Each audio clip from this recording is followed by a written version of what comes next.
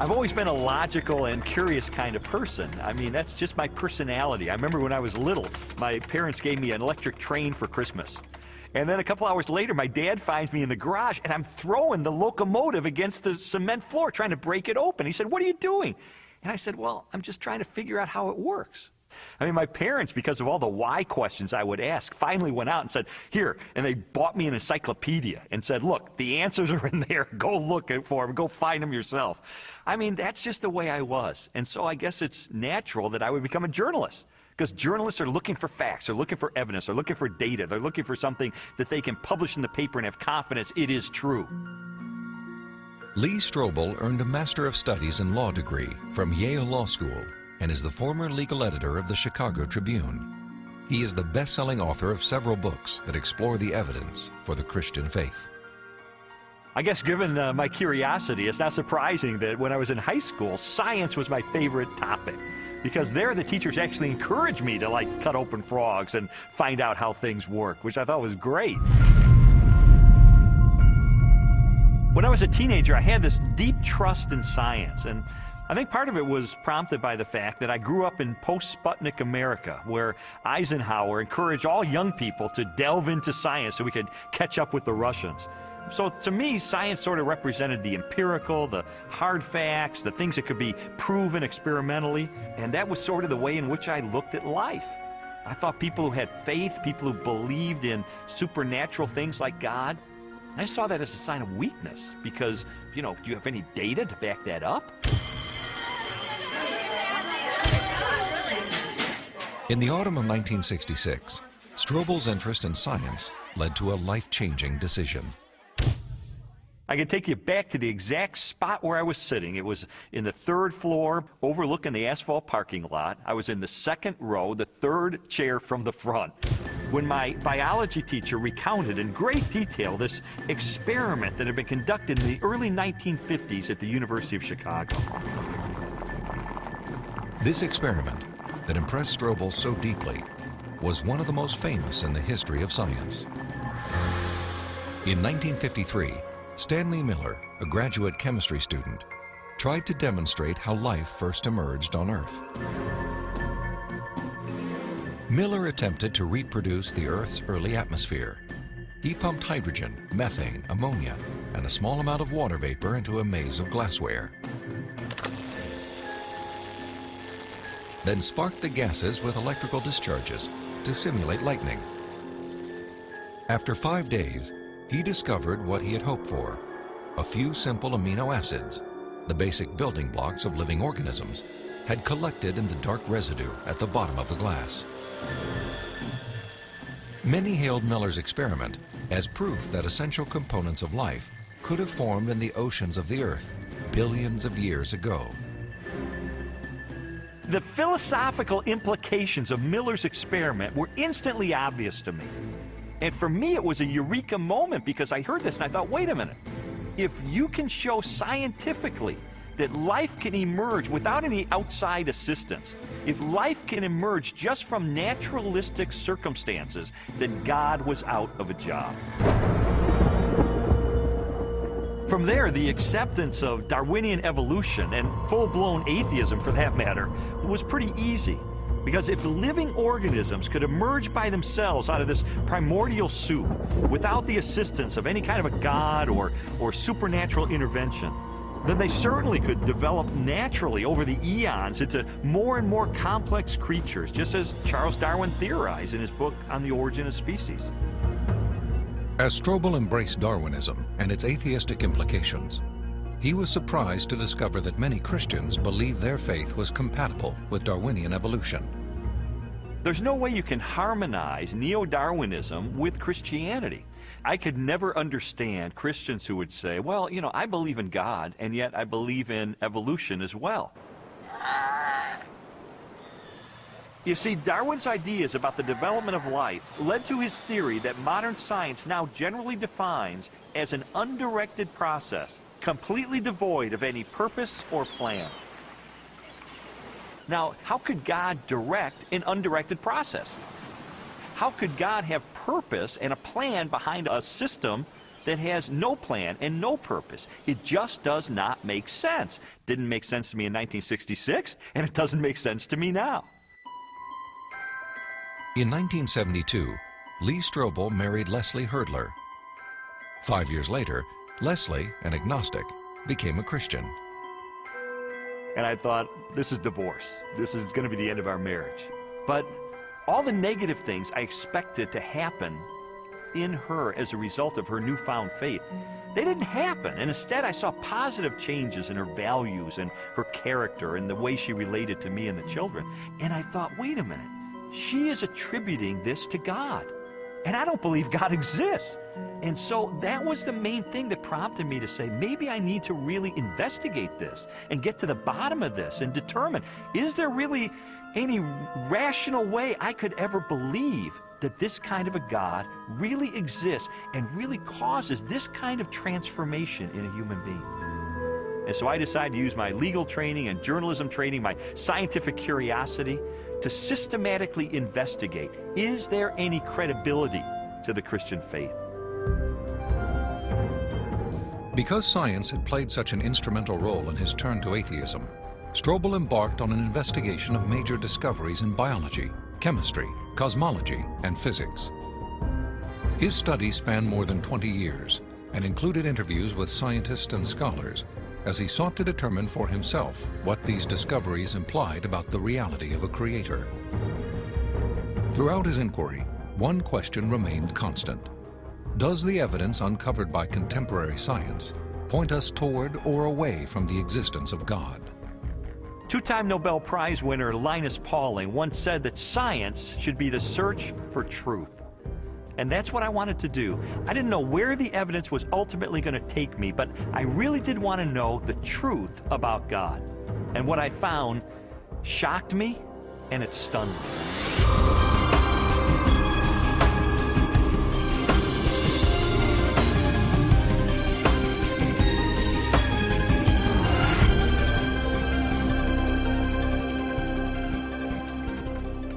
Strobel's search began with an examination of evidence that challenged materialistic theories of life's origin. He discovered that this negative evidence contradicted the textbook explanations that had once convinced him the blind forces of evolution could account for the creation and diversity of life on Earth. A good example of negative evidence is the 1953 Origin of Life experiment by Stanley Miller, the one that helped lead me into atheism in the first place. As biologist Jonathan Wells explained to me, Miller's experiment has now been thoroughly discredited. Stanley Miller put together a glass apparatus, and in that apparatus he put a mixture of gases that people at the time thought reflected the atmosphere of the early Earth. And those gases were methane, ammonia, hydrogen, and water vapor.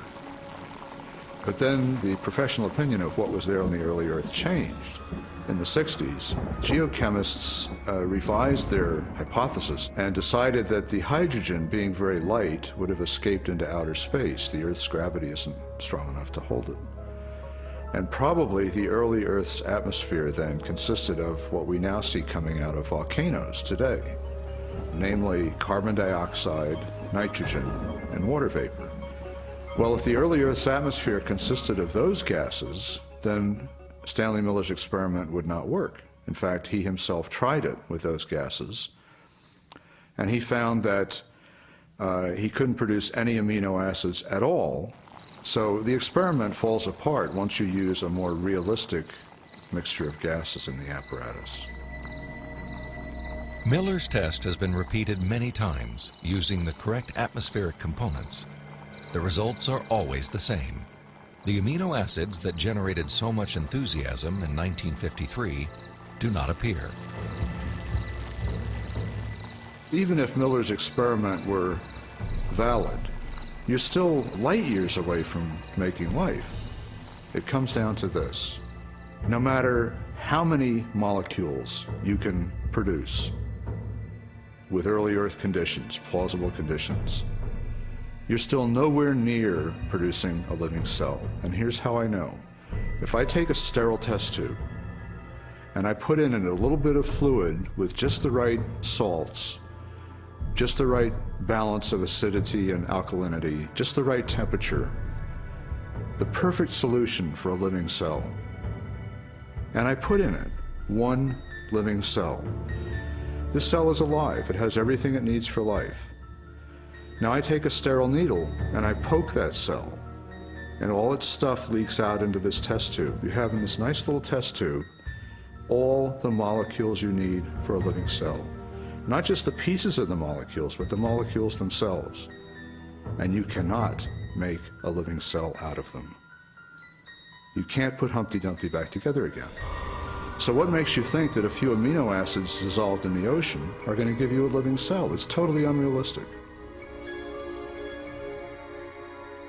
Stanley Miller's experiment was not the only unsuccessful attempt to explain how life originated. Beginning with Russian chemist Alexander Oparin's work in the 1920s, theorists have also proposed chance, chemical attraction, and biological seeding from outer space as possible answers. Each has failed to account for how non-living chemicals could have arranged themselves into the most basic components of the first living cell. Strobel's research ultimately led him to conclude that materialistic explanations for the origin of life were deeply flawed. And his examination of negative evidence did not end with the question of first life. He also learned of weaknesses in the most celebrated icon of Darwinian evolution. In Darwin's book on the origin of species, there's only one illustration. It's called the Tree of Life. Darwin used it to explain how every species of animal and plant that ever existed on Earth had evolved from the same common ancestor through small, gradual steps over enormous periods of time. Even though Darwin's Tree of Life is included in virtually every biology textbook published over the last half-century, contrary to what we've been told, there is no conclusive evidence of the common origin of all life.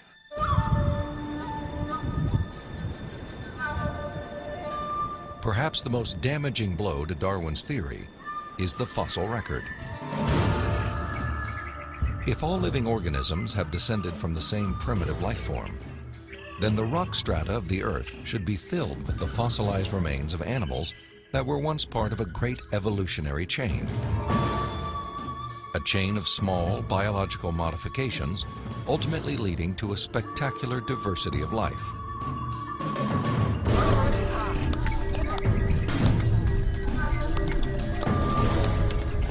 Yet, after 2 centuries of research, highlighted by excavations in southern China, the multitude of transitional experiments, or missing links, that should exist are conspicuous only by their absence.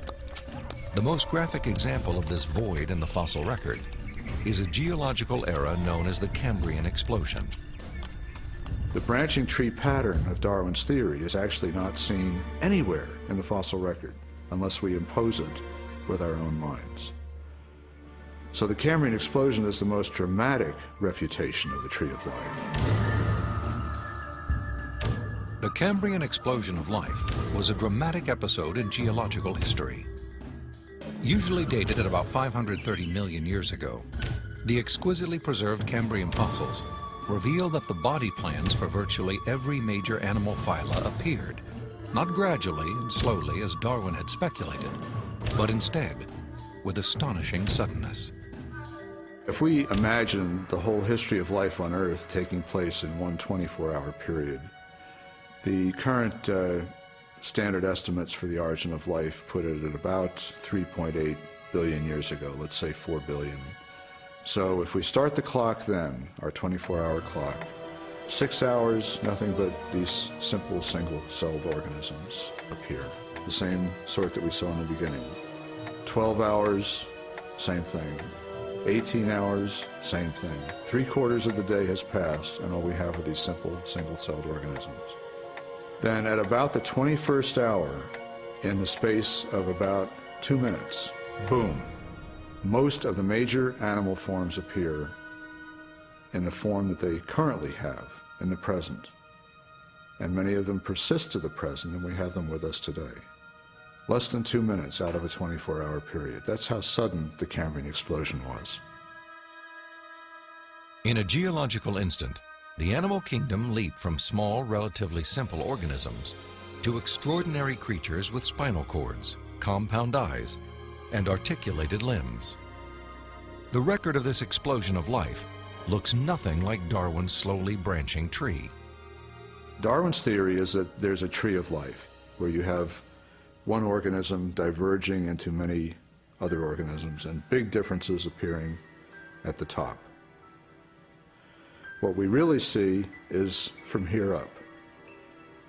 This does not exist in the fossil record.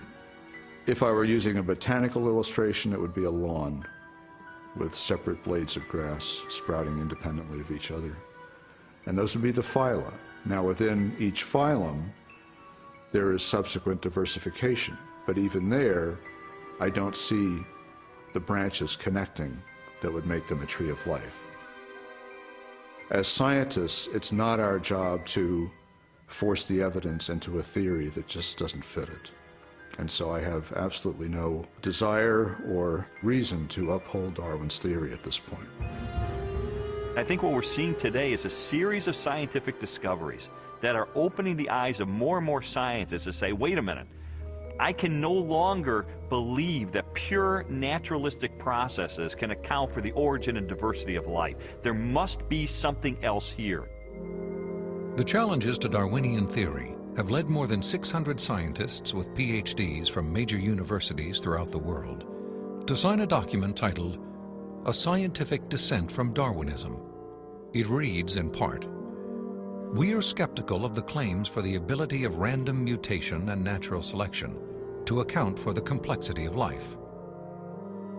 These are scientists with PhDs from Stanford and Berkeley and University of Chicago and Cambridge, major universities, who've looked hard and fast at the evidence and have walked away saying, I am not convinced.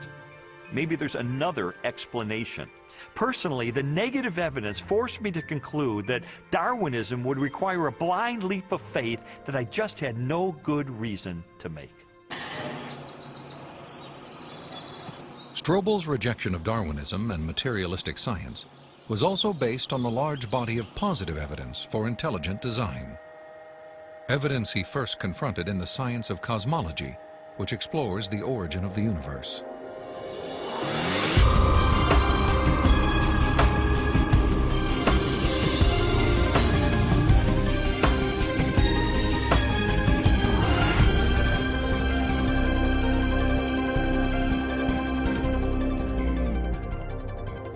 How did the universe begin? What is its source?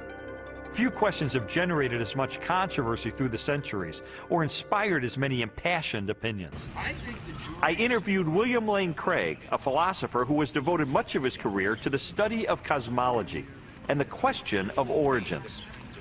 From ancient Greek materialism at the time of Plato and Aristotle up through 19th century idealism, the prevailing view was that the universe is eternal, that the universe never began to exist, that the universe as a whole is, as it were, a static, timeless entity. This belief in an eternal, unchanging universe, for centuries a pillar of Western cosmology, was unexpectedly challenged in 1915 by Albert Einstein's general theory of relativity. Einstein's equations implied a startling possibility. The cosmos was not static, but instead existed in a continual state of either contraction or expansion. Einstein did not like the idea that the universe was dynamic at all. In fact, like almost all scientists at the time in the early 20th century, he assumed the universe was static and eternal. What's interesting and ironic is that he thought he had made some kind of mistake in his equations for the general theory of relativity. But a few years after he developed the theory, a Belgian astronomer named Lemaitre developed a model based upon his equations, which again predicted that the universe was in a continual state of expansion. In 1929, theoretical predictions were confirmed with empirical data. At the Mount Wilson Observatory overlooking Los Angeles, astronomer Edwin Hubble studied light from distant galaxies. Hubble determined that galaxies beyond our Milky Way were moving away from us at a speed proportional to their distance from the Earth. The more distant the galaxy, the faster it is receding. Hubble's landmark discovery led most astronomers and physicists, including Albert Einstein, to a similar conclusion. If the universe is continually expanding, then at earlier points in its history, it must have been smaller and denser.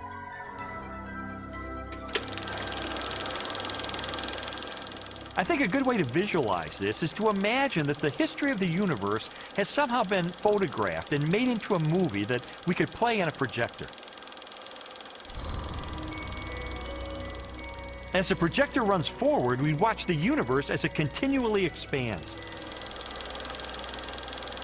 But if the projector were to be stopped and were switched into reverse to make the movie run backward, then instead of watching the galaxies move farther and farther apart from each other, we'd see them draw closer and closer together.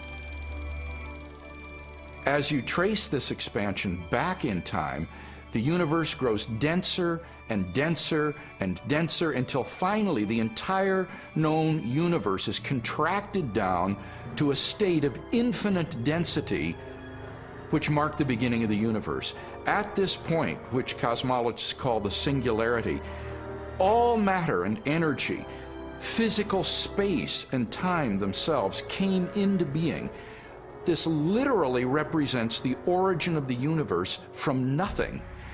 So the startling implication of Hubble's discovery was the temporal finitude of the universe, that the universe had an absolute beginning at some point in the finite past. During the second half of the 20th century, other discoveries also pointed to a universe with a beginning.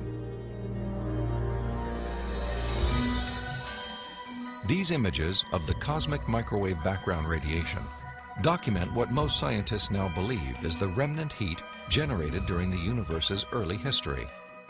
Background radiation is found throughout the cosmos and indicates its expansion from a sudden, perhaps violent moment in time.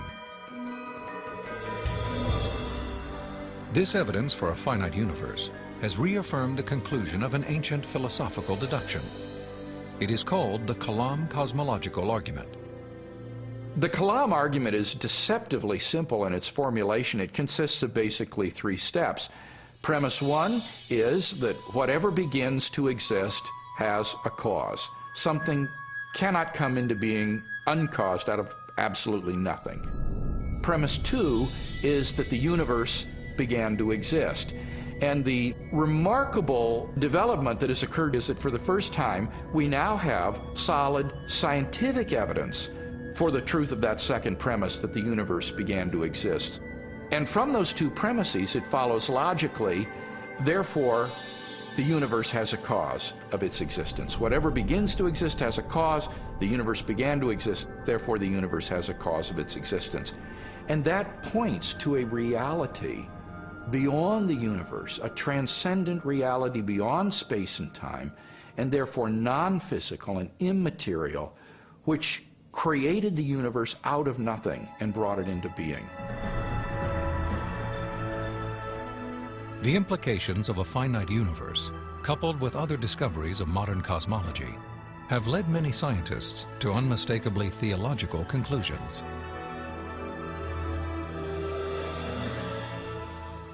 There is no ground for supposing that matter and energy existed before and were suddenly galvanized into action.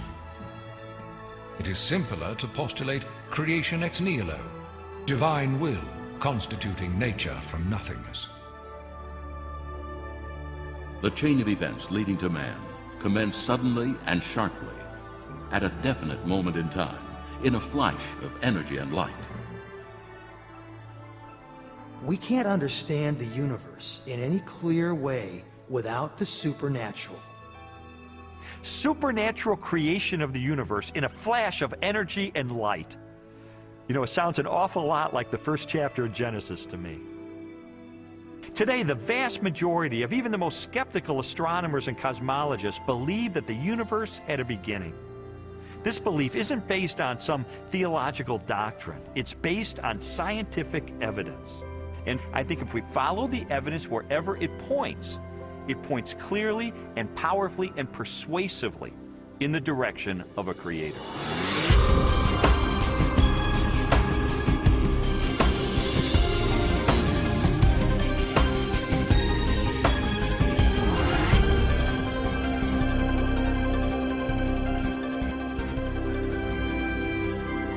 Since the beginning of time, all the matter in the universe has been governed by precisely balanced laws and constants.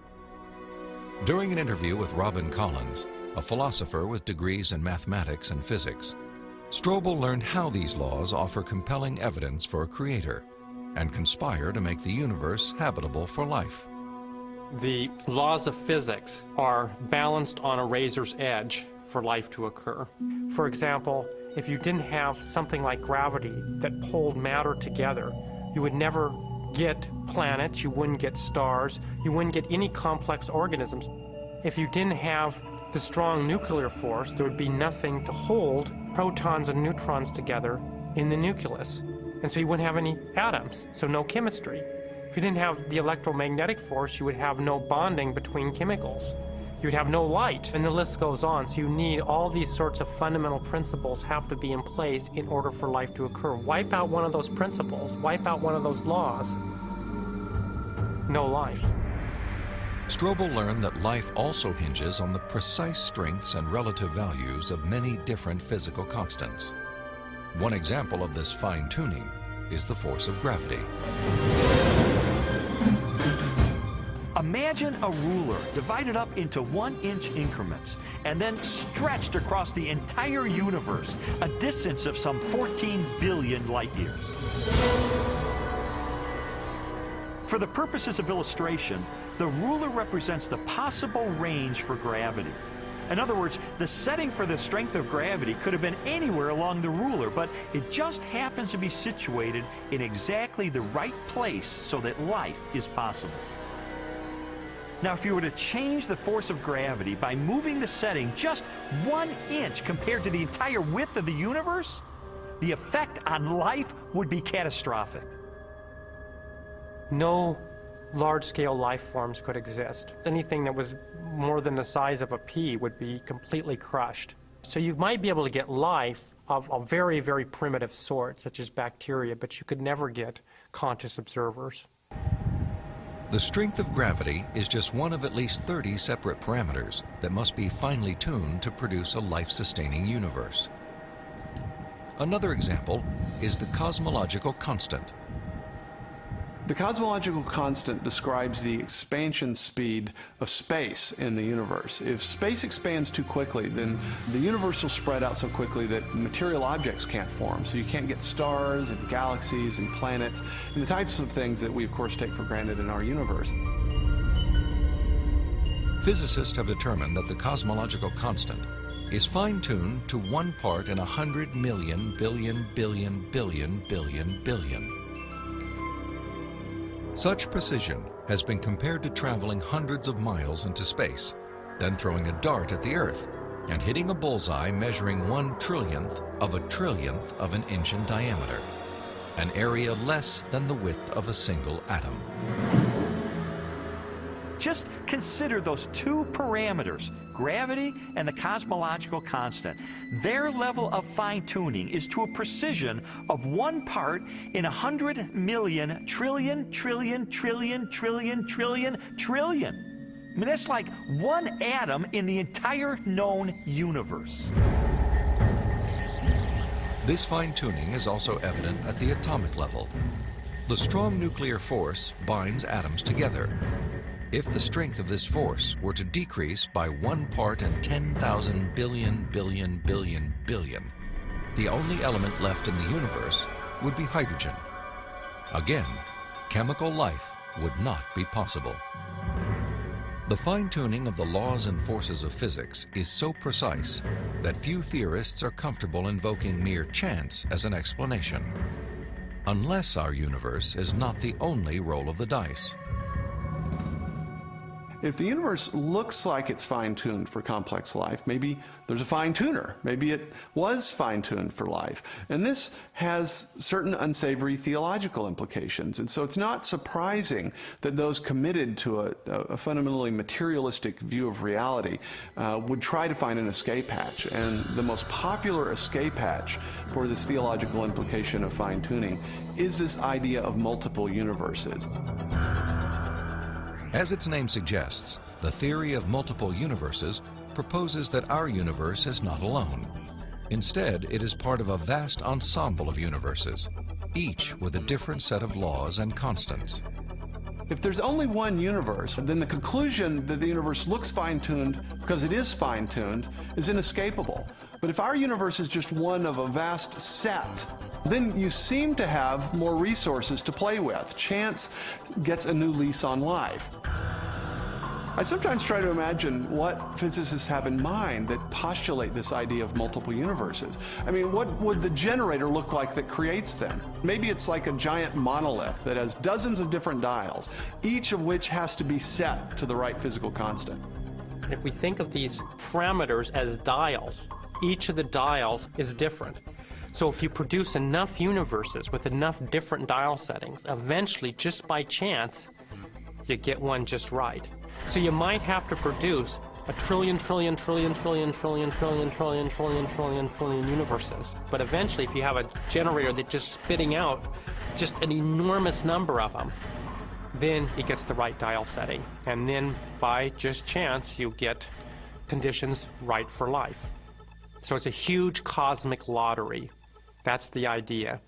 It's an interesting idea. I mean, there's really only one problem with it. There's no independent evidence that it's true.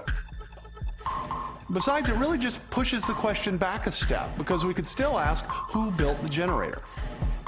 The suggestion of multiple universes strikes me as a desperate attempt to explain away the obvious, which is that the universe is finely tuned by an intelligence to sustain complex life.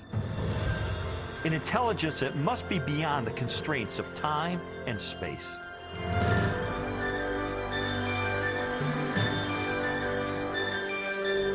Strobel's journey through a universe finely tuned for life inevitably led him home, to the blue jewel of our solar system, the planet Earth.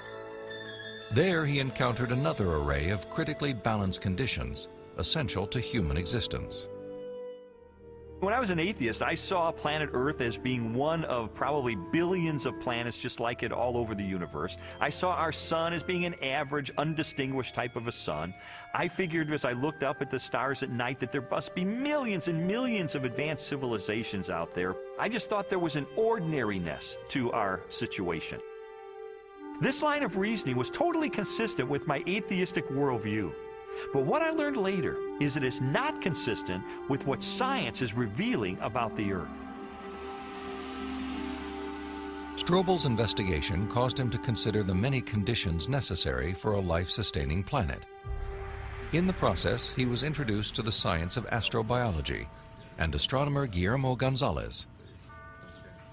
I'm an astrobiologist, and what motivates me is just to examine the conditions necessary for life and look elsewhere in the universe and see if those conditions are met anywhere else. And the answer could be yes, and the answer could be no, and either answer is interesting. For more than a decade, Guillermo Gonzalez has researched the characteristics of a planet required to support complex life. Estimates vary, but a current list of these factors would number at least 20 and include an oxygen-rich atmosphere, liquid water and large continental landmasses, a home star of the right temperature and mass, an orbital path that is neither too far nor too close to the home star, a moon large enough to stabilize the tilt of the planet's axis and the movement of its tides, a magnetic field strong enough to deflect the sun's radiation, and a position in the relatively narrow habitable region of a spiral galaxy. All these factors have to be met at one place and time in the galaxy if you're going to have a planet as habitable as the Earth, which you need for complex and even technological life. Theorists have attempted to calculate the odds of all the necessary factors for life appearing at the same time on the same planet.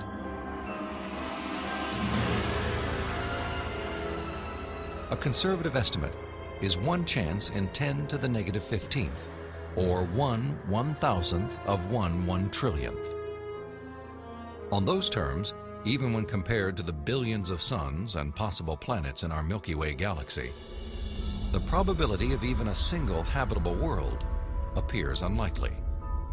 There are many probabilistic resources in the galaxy, but on the other side of the coin are all these factors that you need. You have to get just right in order to have just one habitable planet like the Earth. And that leads me to conclude that yes, we're rare in the galaxy. Gonzalez's study of the Earth's habitability led him and colleague Jay Richards to expand the scope of their research. They began to examine how a life-sustaining planet like Earth may also give its human inhabitants access to the mysteries of the universe. I don't think there has ever been a time in the history of the human race in which at least some people haven't contemplated these questions. We ask, why can we see distant galaxies, millions of light years away in the universe? Why can we postulate what's going on inside atoms or inside black holes? Why are we able to discover things about the universe, to answer questions about its age? For most scientific discoveries that we're able to make, these sorts of things can't be explained in terms of the survival of the fittest of our distant ancestors. Not only our ability to do science, but the openness of the natural world to science just completely outstrips the sort of reductionist and Darwinian explanations that we're used to. In response to this evidence, Richards and Gonzalez have argued that our ability to make scientific discoveries is no fluke or accident. Instead, it points to an underlying purpose behind the universe. It is actually designed for discovery. Guillermo Gonzalez and I spent several years pursuing a hypothesis that those rare things that life needs in a planetary environment, those things that make a planet habitable, also set up the best set of conditions overall for scientific discovery.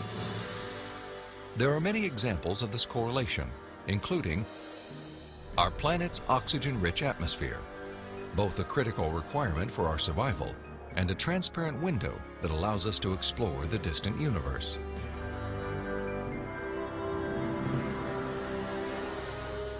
The Earth's precise distance from the Sun and the size of its moon and home star.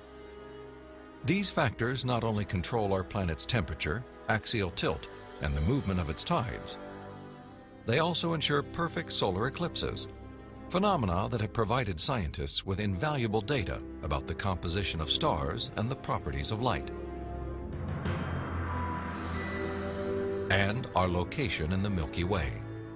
The Earth is positioned between 2 spiral arms within a relatively small region where life is possible. As a result, we enjoy an excellent platform for clear, unimpeded views of our galaxy and the rest of the cosmos.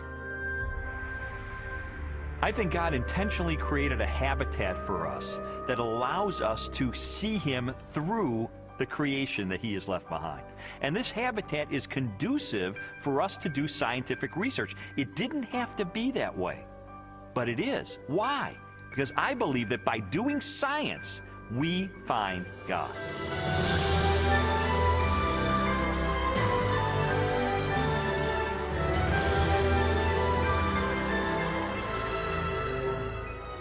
The final leg of Strobel's investigation transported him from the deepest reaches of the cosmos to the microscopic universe of the living cell and the science of biochemistry.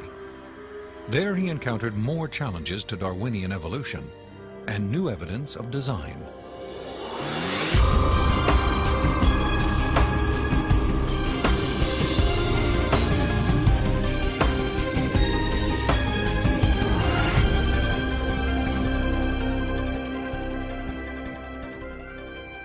Throughout the second half of the 20th century, spectacular technologies revolutionized scientific understanding of the cell, the basic unit of life. During an interview with biochemist Michael Behe, Strobel learned how this new knowledge has shaken the foundations of Darwin's theory. In the 19th century, when Darwin was alive, scientists thought that the basis of life, the cell, was some simple glob of protoplasm, like a little piece of jello or something that was not hard to explain at all.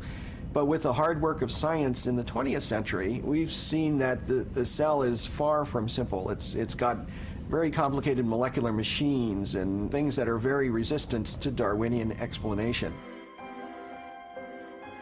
Michael Behe has devoted his career to the study of the design and operation of the cell. He has also written extensively on the biochemical challenge to evolution. Most people have no idea of how small and complex cells are. A typical cell from you or me, called a eukaryotic cell, is probably 1/10 of the size of the head of a pin. And yet in that single cell, there are about 3 billion units of DNA making out the chromosomes. And those 3 billion units make the molecular machines of the cell, literally machines that make the cell work. With computer animation, we can enter the cell. Here, the staggering complexity of its molecular machinery is clearly seen. It's like going into an automobile factory. The factory has a large number of machines. The parts have to fit together in very specific ways to do their jobs, and if things go wrong, the cell is in big trouble. And just one cell is enormously complex, but humans, you and I, are made from trillions of cells, and those trillions of cells have to fit together in the right way and do their own job. Darwinism was a lot more plausible when we were thinking about globs of protoplasm than it is when we're thinking about molecular machines. Each of these biochemical machines is a masterpiece of engineering and nanotechnology. They are essential to functions as vital and diverse as vision, photosynthesis, and the production of energy in the cell. Michael Behe has studied several of these machines, including the flagellum, a remarkable rotary motor. I remember the first time I looked in a biochemistry textbook and I saw a drawing of something called a bacterial flagellum with all of its parts in all of its glory. It had a propeller and the hook region and the drive shaft and the motor. And I looked at that and I said, that's an outboard motor. That's designed, that's no chance assemblage of parts. Behe's reaction was not surprising, especially when the bacterial flagellar motor is animated and magnified more than 50,000 times to display the details of its construction and operation. Howard Berg at Harvard has labeled it the most efficient machine in the universe. These machines, some of them are running at 100,000 RPMs and are hardwired into a signal transduction or sensory mechanism so that it's getting feedback from the environment. It's got some tail proteins which act as the propeller. When the flagellum rotates, these push against the water and therefore push the bacterium forward. And the motor uses a flow of acid from outside of the cell to the inside of the cell to power the turning. The bacterial flagellum has 2 gears, forward and reverse, water-cooled, proton motive force. It has a stator, it has a rotor, it has a U-joint, it has a drive shaft, it has a propeller. It's not convenient that we give them these names. That's truly their function. In all, about 40 different protein parts are required to build a flagellar motor. Half of them are constructor proteins, specialized mechanisms that assemble the flagellum's individual components. Since its discovery, biologists have tried to understand how a machine of such superb design could have arisen gradually, without foresight or plan, through the biological pathway Darwin envisioned. I think what Darwin was trying to show was that things that look designed aren't really designed, but that we can find naturalistic processes to account for the complexity of life.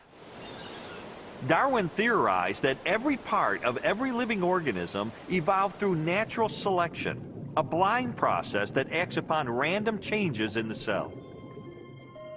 Darwin believed that, given enough time, These random variations would transform the simplest cells into the great diversity of life that inhabits our planet. In his study of evolution and molecular machines, Michael Behe has raised a significant challenge to the creative power of Darwin's mechanism of natural selection. It is called irreducible complexity. Irreducible complexity was coined by Mike Behe in describing these molecular machines. Basically what it says is that you have multi-component parts to any given organelle or system in a cell, all of which are necessary for function. That is, if you remove one part, you lose function of that system. Irreducible complexity can be illustrated by a familiar, non-biological machine, a mousetrap. The trap is composed of 5 basic pieces: a catch to hold the bait, a strong spring, a thin bent rod called the hammer, a holding bar to secure the hammer in place, and a platform upon which the entire system is mounted. If any one of these parts is missing or defective, the mechanism will not work. All components of this irreducibly complex system must be present simultaneously for the machine to perform its function. Catching mice.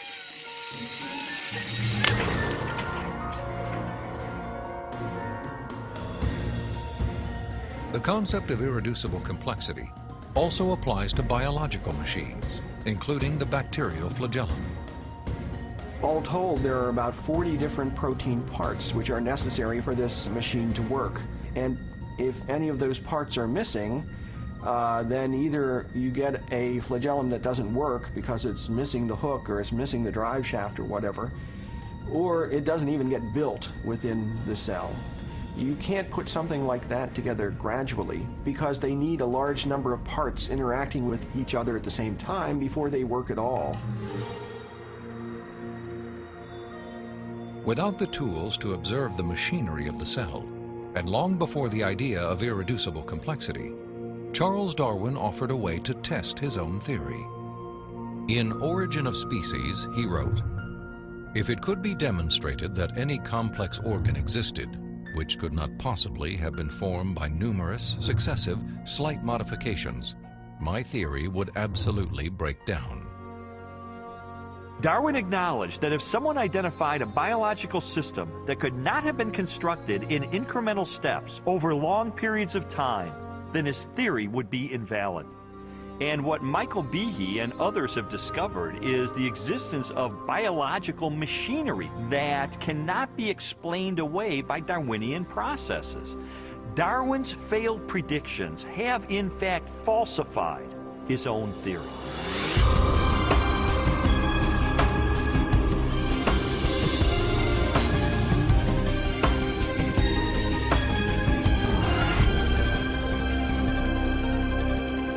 The existence of complex biological machines raises an obvious question.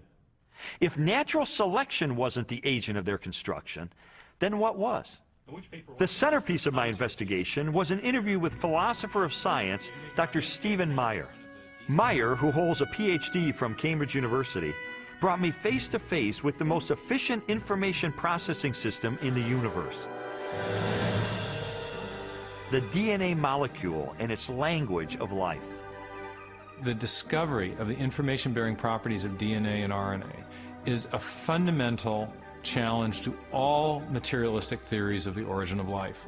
Neo-Darwinism and its associated theories of chemical evolution and the like will not be able to survive the biology of the information age, the biology of the 21st century.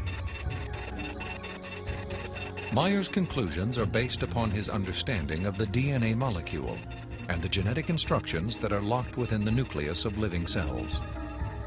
In 1953, when Watson and Crick elucidated the structure of the DNA molecule, they discovered that DNA was a carrier of genetic information in the form of a 4-character digital code. That is to say that DNA functions like a software program, only more complex than anyone has ever created or devised. For a biological system to run and operate, it needs genetic information to build the proteins and protein machines that cause the cells to maintain their function. This information is stored in a precise arrangement of 4 chemicals that scientists represent with the letters A, C, T, and G. Sequences of these chemicals provide the instructions necessary to assemble complex protein molecules that in turn help form structures as diverse as eyes, legs, wings, and hearts. This code has been called the language of life, and it is the most densely packed and elaborately detailed assembly of information in the known universe. Geneticist Michael Denton has estimated that the amount of biological information necessary to build all of the proteins in all of the species of organisms that have ever existed on planet Earth could be held in a single teaspoon. And we'd still have room left over for all of the information contained in every book ever written. The more I learned about DNA, the more I understood the significance of what Stephen Meyer called the most fundamental question facing biology today. Where did the information in DNA come from? How did it arise in the first place? Well, lots of people have wanted to explain the origin of information by reference to the laws of physics and chemistry, or by reference to the chemical properties of the constituent parts of the DNA. But that would be like saying that you could explain the information in this morning's New York Times headline by reference to the physics and chemistry of ink bonding to paper. There is a chemical explanation as to why the ink sticks to the paper, but that does not explain the way the ink got arranged to convey a message that could be understood by speakers of the English language. Information requires a material medium, but it transcends the material medium. An explanation for the origin of the genetic instructions needed to build the first life is the holy grail of 21st century biology. Theories proposing that this information arose through natural selection acting upon non-living molecules, or the self-organizing power of chemicals in a primordial soup, have repeatedly failed. Even time and blind chance, the oft-invoked saviors of implausible biological scenarios, have fallen far short as accounts for the source of the instructions in DNA. Mathematicians, for example, have calculated that a universe filled with monkeys, typing relentlessly throughout the oldest estimated age of the cosmos, would have no realistic chance of producing Shakespeare's play Hamlet, let alone a transcript of the genetic information required to build even the simplest living cell. Based on our uniform and repeated experience, which is the basis of all scientific reasoning about the past, there is only one known cause for the origin of information, and that cause is intelligence. Whether we're looking at a hieroglyphic inscription, a section of text in a book, or a computer software, if you have information and you trace it back to its source, invariably you come to an intelligence. Therefore, when you find information inscribed along the backbone of the DNA molecule in the cell, the most rational inference, based on our repeated experience, is that an intelligence of some kind played a role in the origin of that information. The implications of the scientific evidence, coupled with Meyer's logic, are profound. If we are finding information inside every cell and every living creature, could that not be, in a sense, the signature of a creator?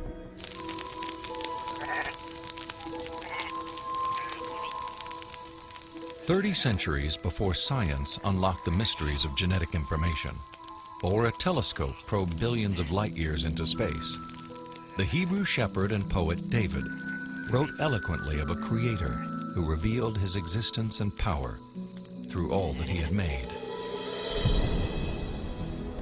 The heavens declare the glory of God. The skies proclaim the work of his hands.